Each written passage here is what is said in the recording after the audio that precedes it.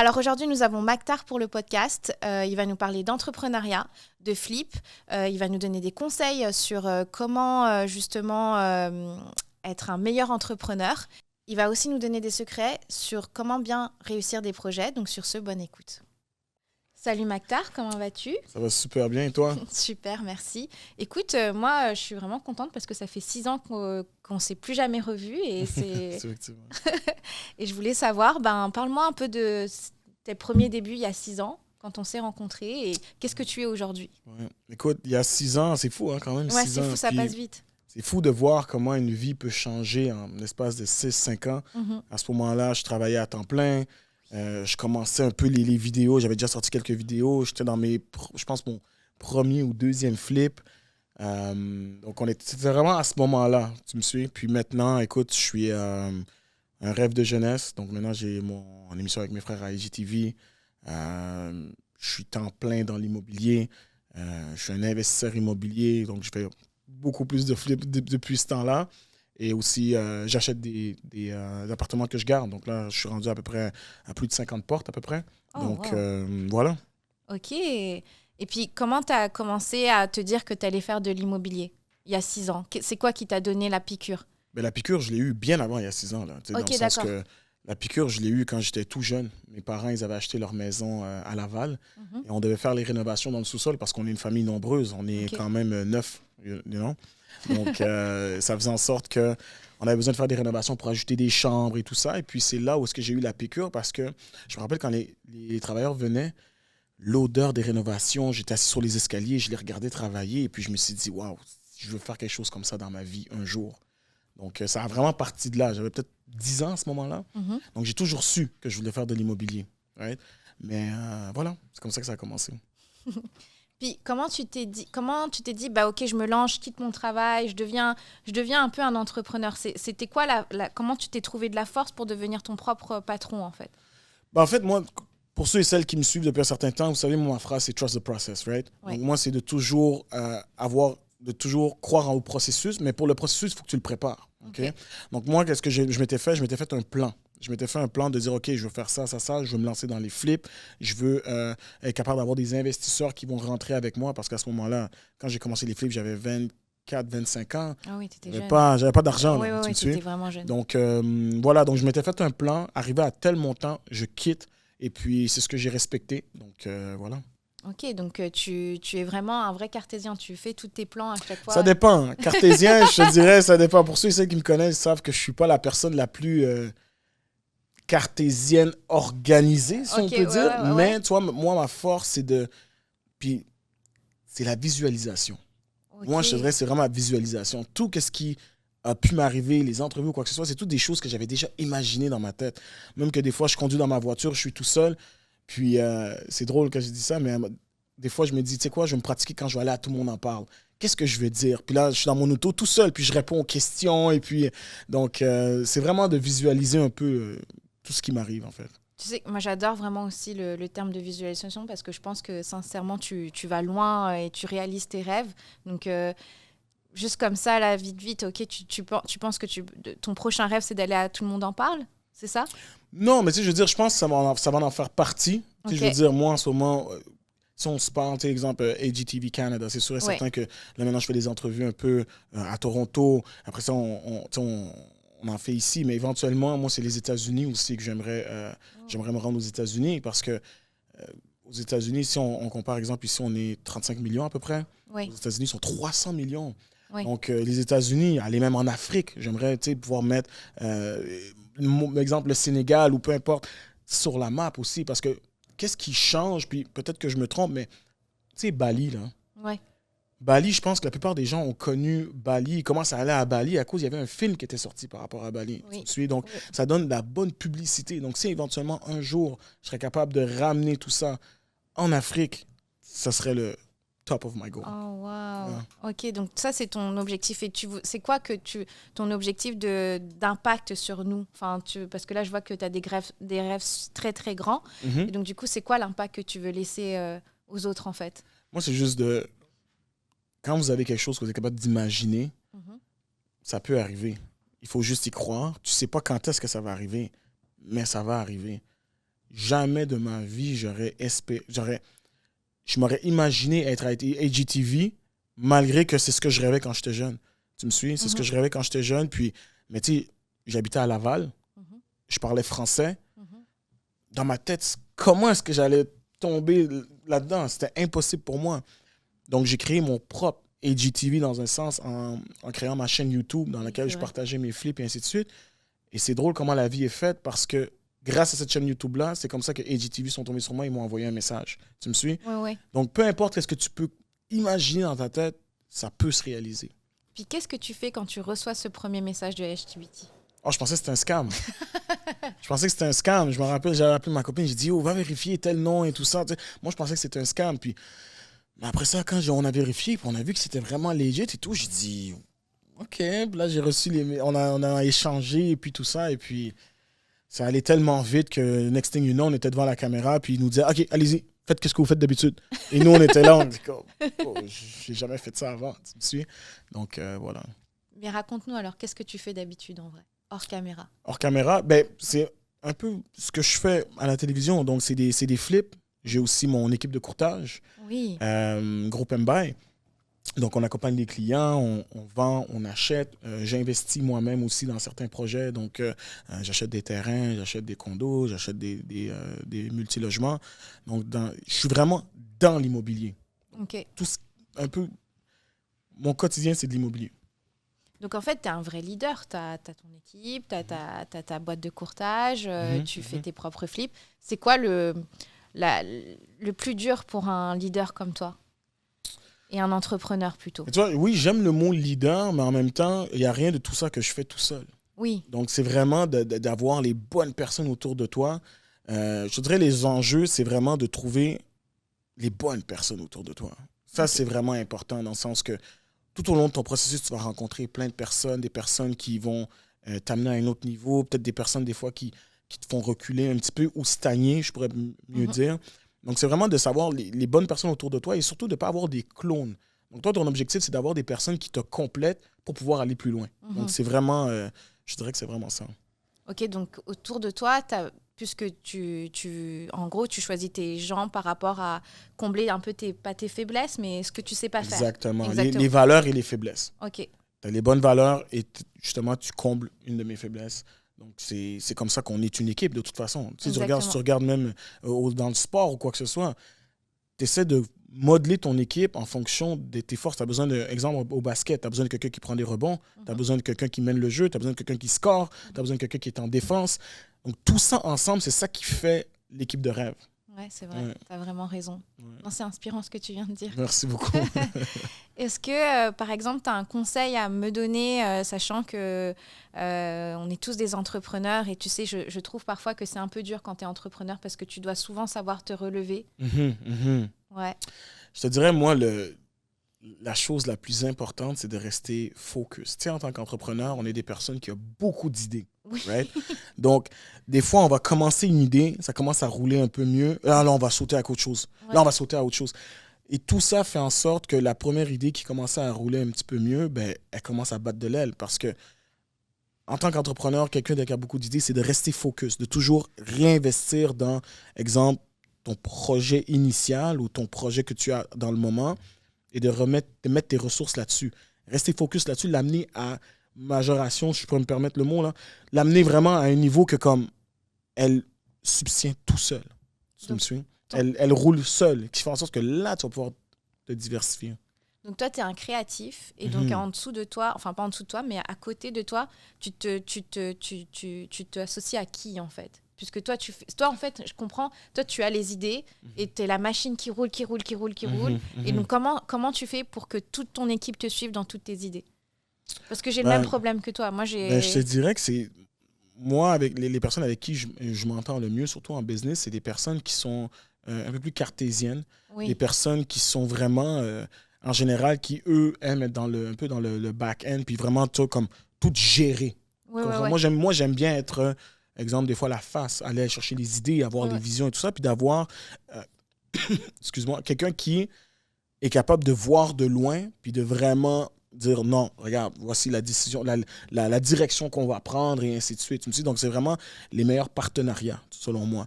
Donc, tu as des personnes qui sont un peu plus analytiques, cartésiennes, puis tu as les personnes, justement, qui sont un peu plus joviales, puis qui sont qui ont toutes les idées, puis qui bougent partout. Et puis, tu sais. Donc, c'est vraiment d'aller chercher des personnes qui te complètent. Puis, comment tu fais pour toujours rester inspiré? Inspiré?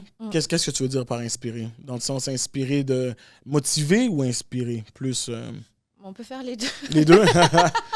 Donc, inspiré, ça se fait tout seul. Inspiré, je ferme les yeux, je m'imagine dans 5 ans, je m'imagine dans 10 ans, je m'imagine dans 2 ans. J'essaie toujours de voir, mais je pourrais accomplir ça, je pourrais faire ci, je pourrais faire ça. C'est naturel en moi, ça n'arrête jamais. Okay. Tu me suis, ça roule tout le temps. Puis de rester motivé, en fait, je pense qu'il n'y a personne qui est toujours motivé. Il n'y a personne qui est toujours motivé. Par contre, oui, au début, tu es motivé, mais comment est-ce que tu fais pour devenir discipliné? Ça, c'est la chose la plus difficile, tu me suis? C'est vrai. Donc, d'être discipliné, c'est ce qui fait en sorte que petit à petit, les choses avancent. Mais quelqu'un de toujours motivé, je ne pense pas que ça existe. Et comment tu fais pour discipliner, par exemple, et motiver en même temps tes collaborateurs, ton équipe? Comment tu as fait pour aujourd'hui? Parce que, je veux dire, en 6 ans, tu as combien de portes maintenant? Dans les alentours de 50. 50 portes, la télé, t'es un serial entrepreneur, en fait. Donc, comment tu as fait? Enfin, tu sais, explique-moi, c'est quoi le secret? C'est de keep going. C'est de show up puis de juste être passionné, en fait. Je pense que si tu es passionné, tu sais, parce qu'en fait, j'avais lu ça quelque part, puis ils étaient, je pense, en train de disséquer le mot passion et tout ça. Ouais. Puis il disait, puis peut-être que je me trompe là, mais de ce que je me rappelle, ce qu'il disait, c'est que la passion, c'est quand, exemple, tu deviens un peu delusional. Parce que dans le sens que si tu es... Comment je pourrais expliquer ça? Si tu es vraiment relatif, ben, tu vas abandonner parce que tu mets tellement de temps sur tes idées, tu mets tellement de temps sur tes projets que une personne normale, en général, va abandonner. Mais quand tu es passionné, même si c'est dur, même si tu perds de l'argent ou whatever, c'est ta passion. Donc, tu vas retourner à ça anyways. Donc, c'est le fait de keep going like that qui fait en sorte que à un moment donné, il y a une porte qui s'ouvre. Tu sais, souvent, j'ai la discussion avec mes frères et puis je repense à quand je faisais mes vidéos YouTube. Ouais, c'est vrai. Puis quand la personne de AGTV m'a écrit puis elle a dit « je suis tombé sur une de tes vidéos YouTube. » Et là, puis je me pose la question, je me dis « mais c'est quelle vidéo? Ça aurait été quelle vidéo dans le sens où... » Tu sais, moi, mes vidéos, je les enregistrais le vendredi et le samedi. Right? Oui, c'est vrai. En général, vendredi, samedi, il y a 6 ans, whatever, ton objectif, c'est de sortir, de pouvoir... Mais moi, je m'étais dit, tu sais quoi, je vais les enregistrer les vendredis soirs, les samedis soirs et tout ça. Puis je me dis, peut-être qu'une vidéo... Cette vidéo, je n'allais peut-être même pas l'enregistrer parce que j'aurais voulu peut-être sortir avec mes amis ou quoi que ce soit. Mais finalement, je l'ai enregistré puis je l'ai upload. Puis c'est cette vidéo-là avec cet algorithme ou peu importe qui est tombé sous les yeux de la personne. Tu me suis? Donc, dans ce sens, c'est comme keep shooting. C'est un peu ça. Ça veut dire keep shooting puis comme continue de faire tes trucs. Même si tu n'as pas envie. Là. Shooter une vidéo, tu n'as pas tout le temps envie de shooter des vidéos. Mais si tu te donnes un objectif, réalise-le. Puis tiens-toi accountable of that. Dans le sens que, moi, des fois, qu'est-ce que je fais? Je publie dans mes réseaux sociaux. OK, guys, I'm going to do that. Ouais. Le fait que maintenant, tout le monde le voit, que tout le monde dit, est-ce qu'ils veulent vraiment le faire? Ça me donne un peu un boost. Exactement, de comme, hey, je dois respecter ma parole. Moi, je suis une personne comme ça. J'aime ça me donner des objectifs. Puis, je te donne un exemple. Comment je pourrais dire? Tu sais, exemple, tu te donnes un objectif, mais exemple, tu bookes déjà la salle en avance ou whatever, oui. Tu sais que tu n'as comme pas le choix de le faire. Ouais. Moi, je fais des trucs comme ça des fois. Ah, tu te coinces tout seul. Voilà, je me coince en mode, tu n'as pas le choix. Tu n'as pas peur, toi, hein? Ouais, des fois que ça fonctionne, des fois ça fonctionne pas. Mais c'est qui t'a appris à avoir pas peur comme ça? Papa Mbaye. Ça, c'est mon père. Ouais. C'est mon père. Mon père, là, c'est... En fait, mon père et ma mère, parce que ma mère, elle était toujours là à nous dire « t'es capable, t'es capable ». Tu sais, justement, des fois, on pense que les parents veulent que, oui, tu aies une certaine éducation, ils veulent que tu deviennes un avocat, un médecin, et ainsi de suite. Oui. Mais tu sais, moi, mes parents, oui, l'éducation, c'était super important. Mais exemple, quand moi, j'ai quitté l'université, j'étais dans le... Puis il faut que je te raconte ça, j'étais dans le métro, right? J'allais à l'université, j'étudiais en ingénierie. Puis j'allais à mon cours de chimie, un matin, à 8 h le matin. Puis je rentre dans le métro, puis il y a quelqu'un qui est rentré dans le métro super bien habillé, les cheveux lichés par en arrière et tout, mais il a fait un soupir que j'avais jamais vu de ma vie. En mode, comme si ça en allait à l'abattoir. I swear to God, je pense que c'était la station Sauvé. Je suis sorti du métro, je me suis dit, jamais, moi, je veux ressembler à ça plus tard. J'ai appelé ma mère, j'ai dit à ma mère, écoute, je peux pas, nanana. Puis j'étais en ingénierie, là, tu sais, ingénieur en structure, j'allais devenir, right? Oui. Puis j'ai expliqué à ma mère, je dis, je suis pas capable, je suis perdu, là, et tout ça, et puis tout. T'sais, je pense que j'ai envie d'aller au Sénégal et tout ça, parce que, tu sais, c'est là d'où je viens et tout. Puis sa réponse m'avait vraiment surpris parce qu'elle m'a dit, c'est bon, viens à la maison, je vais t'aider à trouver ton billet. I swear, ça a été vraiment, comme tu vois que comme... Elle a toujours comme le bac de ses enfants. Exactement. Exactement. Puis, tu sais, moi, dans ma tête, c'est très... ça bouge beaucoup. Tu sais, j'ai plein d'idées parce que, comme j'expliquais, moi, je suis comme mon père. Vraiment comme mon père. Puis, c'est lui qui nous a appris à... Peu importe où est-ce que tu es dans la vie, tu peux t'en sortir si tu sais vendre. Si tu sais vendre ou si tu sais te vendre. Ça, c'est un bon sujet, ça. Donc, c'est mes parents. Mes parents, franchement, mes parents, shout out. Shout out à mes parents. Shout out. Ok, et franchement, j'aime beaucoup ce sujet, se savoir se vendre et se vendre. Est-ce que tu peux m'en dire un peu plus? Bien sûr, c'est vraiment de base, selon moi. Tu rencontres des clients. Dans la vie de tous les jours, tout le monde doit savoir se vendre. Même si tu t'en vas travailler, exemple, dans un 9 à 5, dans une entrevue, il faut que tu te vendes. Right? On est d'accord? Exemple, moi, en tant que courtier immobilier, c'est pas de la... Oui, c'est de la vente, mais c'est...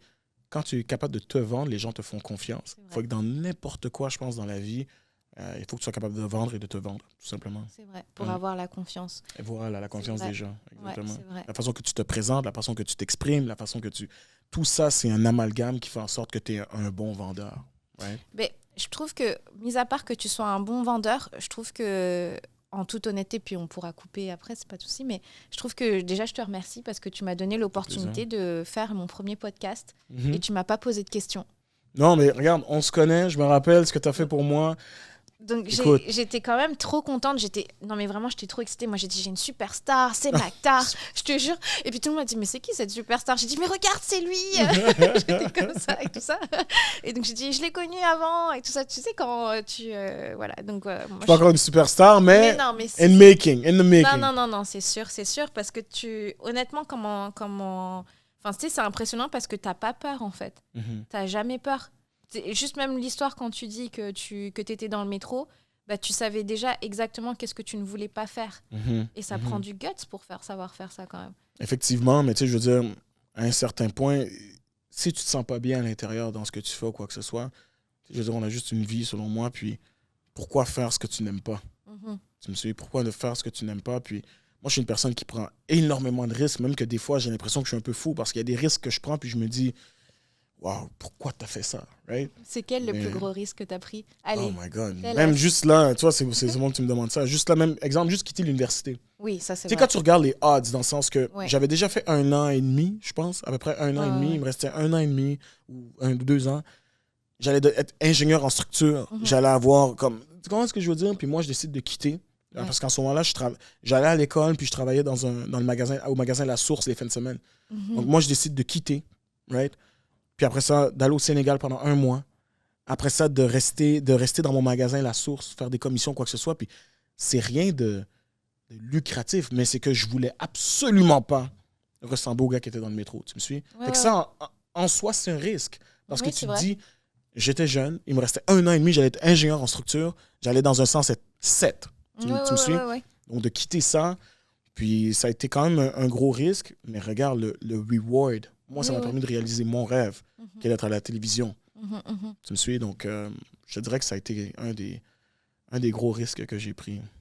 Bah, en fait, tu t'es mis dans une position qu'il ne faut pas pour pouvoir justement te pousser. C'est comme quand tu dis, moi, j'ai dit à tout le monde qu'on allait faire une grosse conférence et tu as déjà booké la salle alors que tu n'as pas d'invité. There you go. Ouais. C'est vraiment un super bon mindset. Je sais pas comment on pourrait la faire. Ça fonctionne pas toujours, par contre. Je vais pas te mentir. Ça fonctionne pas toujours. Qu'est-ce que t'as pas réussi, toi? J'ai du mal à y croire. Faudrait que... Il y a plusieurs choses. Il y a même des projets, des fois, j'ai perdu des sous, dans le sens où... Mais je te dirais que, exemple, un projet dans lequel j'ai perdu des sous, mon premier projet auquel j'ai perdu des sous, puis que je dormais pas la nuit, c'est parce que j'avais... Puis je pense que c'est important de rester groundé tout le temps. C'est que J'avais déjà fait quelques projets, j'avais fait des profits, moi, dans ma tête. Bon, écoute, puisque j'ai la recette, right? Ouais. Donc, en fait, en général, moi, j'ai mon Excel, j'ai tous mes step-by-step, comment je fais mes projets et tout ça. Puis ce projet-là, je me suis dit, écoute, regarde, j'ai pas besoin des Excel et tout ça. J'y allais vraiment en mode un peu... feeling. Ouais.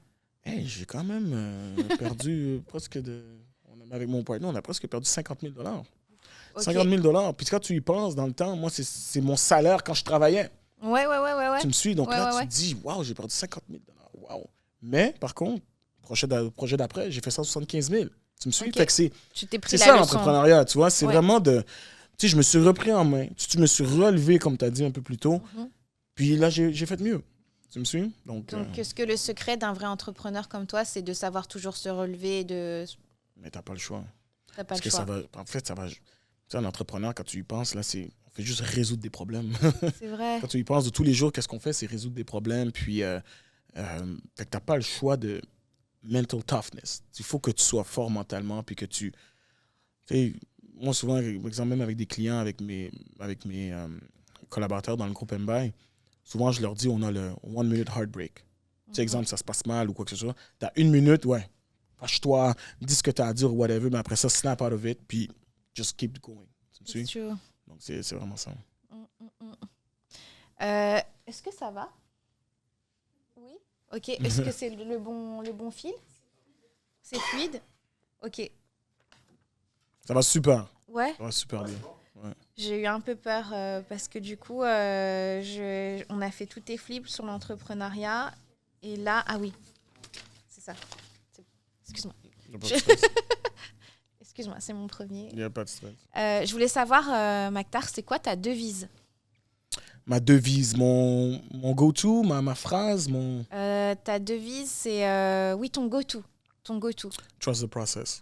Oui, c'est vrai, tu me l'as dit. Trust the process, vraiment, moi, tout est dans le processus des choses. Okay. Souvent, les gens, ils aiment parler du résultat final. Mais moi, j'aime toujours, même par exemple, côté cinéma. Moi, je regarde juste les films biographies. Oui, bah oui. C'est vraiment ce que j'adore parce que j'aime ça voir le process of it. Right? Pas le résultat final, où est-ce que tu en es rendu. Non, c'est comment est-ce que tu t'y es rendu. Alors, c'est ça, tu sais, moi, pour vrai, quand je regarde un film ou quand je regarde un podcast, j'écoute seulement, justement, toutes les problématiques où ils sont passés et qu'est-ce qu'ils en ont en tiré. Et du coup, moi, j'aimerais vraiment savoir, parce que toi, tu es vraiment un serial entrepreneur, on s'entend là, tu fais de la télé, tu as ton agence, tu fais des flips. Donc maintenant, équipe, avec ton équipe, bien sûr, toujours en équipe, ça c'est sûr, tu n'es pas tout seul, sinon tu ne serais pas là. Mais du coup, comment, tu vois, c'est comment, comme chaque étape, c'est quoi tes plus grandes leçons, tes plus grandes, ton pire moment, tu vois, que tu as eu? Mes plus grandes leçons, c'est vraiment, je dirais, ma plus grande leçon que j'ai appris en étant entrepreneur, c'est l'organisation. L'organisation, c'est... je vous le dis. L'organisation, c'est la chose la plus importante. C'est vrai. Quand tu commences quelque chose, assure-toi de toujours être capable de te repérer. Oui, surtout après ça. Parce que le problème, c'est que quand on commence, on voit au début que ça va doucement, donc on se dit, j'ai le temps d'organiser plus tard. Non, organise-le maintenant. Parce qu'après ça, quand ça commence à monter, tu n'as plus le temps. C'est vrai. Et là, maintenant, tu commences à y aller avec ta tête, tu essaies de... Ça ne marche pas. Donc, moi, je pense que vraiment, puis moi, je te dirais, la chose sur laquelle je travaille le plus, puis que j'aime bien me faire entourer, c'est sur l'organisation des choses. Moi, je suis bon pour avoir les idées, la vision et tout ça, mais j'ai besoin des personnes autour de moi qui sont capables de... Tu comprends? Organiser, ouais. Donc, moi, je te dirais que c'est vraiment ça, c'est l'organisation. L'organisation, puis le pire... c'était quoi, le pire moment? Ouais. Le pire moment, le moment qui était le plus chaud... je te dirais que c'est dans les débuts, là, c'était vraiment quand j'ai perdu là, le 50 000. C'est la première fois de ma vie, puis j'arrivais pas à dormir parce que dans ma tête, c'était comme, wow, that much money. Pourquoi? Parce que j'ai été like overconfident a little bit. C'est ça. OK. Puis, est-ce qu'il y a quelque chose que tu voudrais give à les personnes tu sais, un conseil, un tips à les personnes qui nous écoutent? Tu sais, un petit jeune comme toi. c'est de croire en soi. Ouais. Je veux vraiment dive in. Peu importe, peu importe le genre, l'ethnie, la couleur, peu importe. Tu as une idée, juste fonce. Je me rappelle quand j'avais débuté ma première entreprise, c'était Ça s'estime. J'avais 21 ans à ce moment-là. Wow. J'étais encore au collège. Et des fois, je devais aller rencontrer des entrepreneurs, des entrepreneurs âgés dans la construction qui ont déjà réalisé beaucoup de choses. Puis tu vois, avec la société, des fois, je me disais dans ma tête, oui, mais quand je vais arriver sur place puis ils vont voir un jeune noir, est-ce qu'ils vont, se dire que c'est pas sérieux? Ouais, je comprends. Puis si j'avais cette mentalité-là, mais c'est pas la bonne mentalité à avoir. Peu importe, tu t'en fous, tu y vas, right? Puis finalement, moi, j'y allais toujours. Et je savais que quand j'arrivais, il y avait peut-être un certain regard. Mais quand j'ouvrais la bouche puis je démontrais à quel point je connaissais mon sujet, c'était dans la poche. Tu me suis? Arrive préparé, peu importe de quoi tu as l'air, peu importe le sexe ou whatever, do what you gotta do. Et reste focus, ça va être parfait. Donc, ta première compagnie, c'était à 21 ans? Oui. Arrête. Ouais. 21 ans. 21 ans. Ouais. Mais tu as toujours voulu être un entrepreneur. Tu n'aurais pas pu être à l'université. En fait, tu le savais. Ben c'est ça. C'était tellement deep à l'intérieur. J'y arrivais pas. Puis j'ai essayé d'aller dans le... Pourquoi tu as fait ça? Pourquoi tu es allé jusqu'à là? Tiens, c'est intéressant. Mais parce que c'est un peu vers là que la société t'envoie. Ok, puis, tu t'es senti obligé mais c'est ça. La réussite, en plus, là, je venais de finir mon cours au collège d'estimation en construction. Là, j'allais à l'université en tant qu'ingénieur. Quand tu vois sur papier, c'est excellent. Ouais, t'étais sexy sur papier. Tu comprends? Ouais. Sur papier, t'es comme... tu vois? Fait c'était un peu ça, mais au fond de moi, j'avais tout le temps ce... Ah, bon, t'es pas heureux. Ouais. T'es pas heureux, donc j'avais pas le choix. Honnêtement, parce que j'avais déjà fait un stage pendant que j'étais au collège. Un stage en estimation, puis tous les jours, j'avais l'impression qu'il pleuvait. Ah, t'imagines? Wow. Tous les jours, parce que je commençais à 8 h le matin, mais c'est mon travail. Moi, j'habitais à Laval dans ce temps-là avec ma famille. Puis le travail était à 1 heure de chez moi. Donc, je me réveillais à 6h30, faire mes trucs. Je partais, j'arrivais là-bas à 8 h, je faisais mon chiffre, je finissais à 4 h. Après ça, à 4 h, je reprenais le 1 heure de route. J'arrivais chez moi, il était comme 5 h, 5h30. J'avais le temps un peu de regarder la télé, faire mes trucs et tout ça. Après ça, je devais aller me recoucher, puis recommencer la même chose. Ouais, non, je comprends. Puis je suis allé voir un de mes oncles à ce moment-là, puis j'ai dit, je comprends pas comment les gens ils font pour faire ça. Il dit, attache ta ceinture parce que tu en as encore pour 40 ans à faire ça. Oh non, j'étais en dépression. J'étais en dépression pendant, je pense, 2 semaines. Mon Dieu. Puis je m'étais dit, c'est impossible que je peux faire ça. Tu me suis? Donc, tu t'es écouté. Ben voilà. Ouais. Donc, ce que je comprends, attends. Donc là, voilà, t'as fait ça, t'es parti. Puis à la télévision, je vois que t'es avec tes frères. Ouais. Donc, comment c'est de travailler avec sa famille? Ah, c'est le meilleur cadeau. C'est le meilleur cadeau. Tu sais, des fois, on est sur le plateau de tournage et des fois, je me pince. Je me dis, God damn, c'est ma vie, ça, tu comprends? Ouais. Avec mes frères, on fait des blagues. Tu comprends ce que je veux dire? C'est... It's crazy. Comment t'as réussi à embarquer tes frères avec toi? Ils t'ont toujours suivi ou... Ben, en fait, c'est que quand je faisais mes projets de flip, même avant, exemple, sur YouTube, mes frères, moi et mes frères, on est tellement, avec mes sœurs, on est tellement proches que je faisais mes projets de flip, mes frères, ils débarquaient pour le projet. Okay, tu me suis? Exemple, soit ils vont m'aider à vider la maison, ils vont m'aider à démolir, ils vont m'aider à...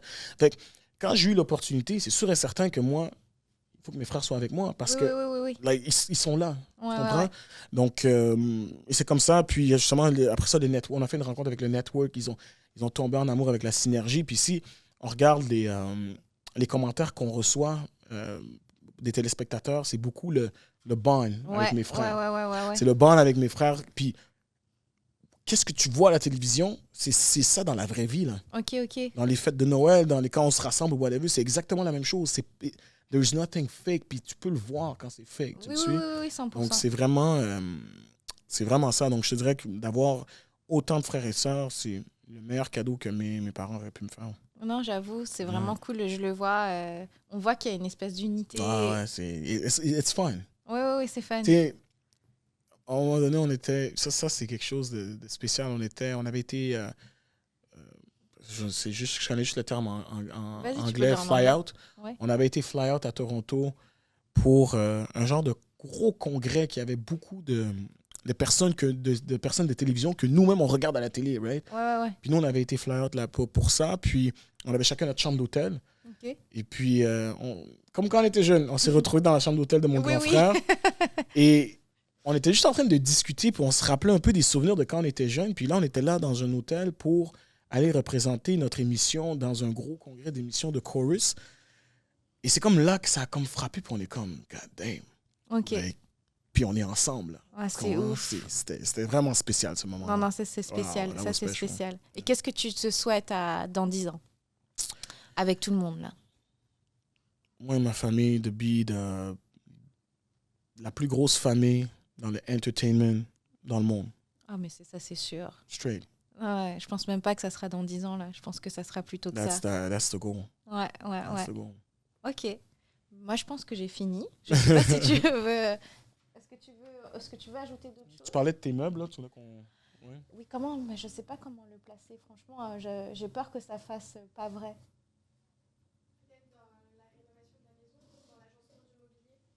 OK. Où sont?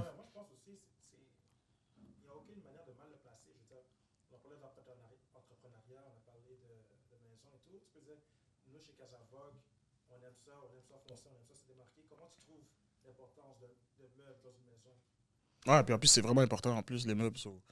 OK, donc là, je vais repartir. On reprend sur quand il fait des flips. Mm-hmm. Et puis, du coup, là, je te demande comment tu flippes, comment tu présentes C'est quoi ton secret quand tu flippes pour que ça se rende plus vite? OK. Ouais. OK, parfait. Oui, parce que je voulais pas que ça fasse faux. OK.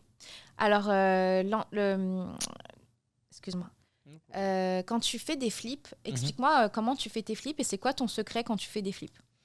Ben, en général, les flips, le temps, c'est de l'argent. Tu essaies de faire les flips le plus rapidement possible. Right? Okay. Donc, tu veux que quand les gens rentrent dans la maison, qu'il y ait un tape à l'œil.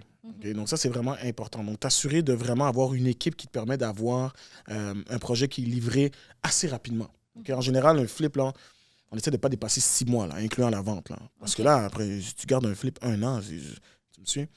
Donc, je pense que les trucs les plus importants, c'est vraiment de s'assurer d'avoir une belle finition. Tu sais, comme des fois, on voit des flips parce que la finition n'est pas trop belle, quoi que ce soit, ça paraît que tu as voulu faire un flip, tu me suis? Donc, de s'assurer d'avoir des gens qui sont vraiment bons en finition, que quand tu rentres dans la maison, tu vois que les gens, ils ont fait attention. Et aussi le home staging, avoir des meubles dans la maison. Parce que tu veux que les personnes soient capables de s'imaginer dans la maison. Exemple, si tu es dans une maison de luxe, par exemple, tu vas stager la maison de façon luxueuse, right? Les meubles font toute la différence. Tu me suis? Donc, moi, je te dirais que c'est ça, un des secrets, c'est vraiment de stager les maisons, s'assurer que le type d'acheteur que tu veux attirer, tu vas mettre le type de staging pour eux. Oui, je comprends ce que tu veux dire. Donc, c'est vraiment important de faire le home staging. Oui. T'es vraiment meilleur vendeur que moi. Je te jure. Non, mais par contre, j'ai une vraie question. Je ne sais pas si ça va être truc. Mais par exemple, nous, on a une maison qu'on veut vendre à... Je pense que c'est allé à 4,8, David? Ah, pardon, 5,8. Parfait, je vais vous donner une carte. 5,8. Ah, là, on croise la jambe, là. Non, je te jure. Donc, du coup, on s'est dit, on va aller avec un courtier de base de chez Engel Evoker et tout ça, machin. Et c'est marrant que tu me parles, par exemple, du staging parce que il nous a dit, non, la maison va se vendre tout seul. Enfin, tu vois. Et donc, tu sais, quand tu travailles en même temps, et voilà, et c'était quand même une référence, on est quand même y allé. Enfin, on a quand même continué. Et en fait, on s'est rendu compte après que ça passe pas, en fait. Cette maison, elle est super grande, mais vide, elle est horrible, en fait. Donc, du coup, oui, je pense que tu as totalement raison. Donc, et c'est un flip, en fait. Est-ce que tu as déjà fait des flips haut de gamme? 1 million, mais 5,8, not yet. I'm coming, though. Mais c'est vrai, c'est vraiment un flip qu'on voulait faire parce qu'on voulait l'acheter. Et la flip, on l'a acheté vraiment pas cher. Et du coup, on voulait la flipper, mais ça n'a pas fonctionné. Voilà. Mais quand tu flippes une maison à 1 million, tu fais comment? Ça a attendu? Ok. Quand tu fais un flip à 1 million, parce que c'est quand même un autre niveau, là, on s'entend. Comment tu as fait ce flip-là? En combien de temps? Puis c'était où? Dans quel quartier? Enfin, je suis curieuse, quoi. Comment tu t'es dit, tiens, je vais la flipper, cette maison, et je vais la vendre à 1 million? Tu sais quoi, je commence à me mettre à l'aise, là. Mais je te dirais que quand tu fais un flip...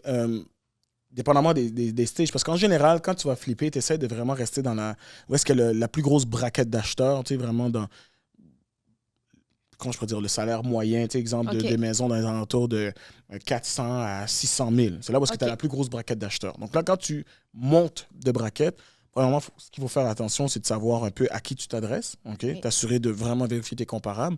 Et tout est dans la finition des matériaux. Tu me suis? Les matériaux que tu vas choisir, les matériaux que tu vas expliquer et les petits surplus que des fois, dans certaines maisons, les gens, ils s'en foutent. Mais que, exemple, dans une maison de ce style-là, tu apprends, exemple, un cellier. Tu sais, tu vas rajouter un cellier parce que tu sais peut-être que les gens ils vont boire du vin, et ainsi de suite. Tu vas essayer d'avoir des matériaux un peu plus luxueux pour que vraiment les personnes qui achètent ce produit-là achètent leur lifestyle. Tu me suis?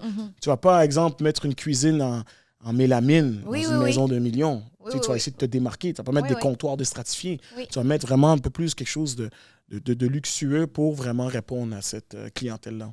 Puis du coup, tu as réussi à la flipper assez vite, cette maison à 1 million, ou ça a pris du temps? Ça a pris...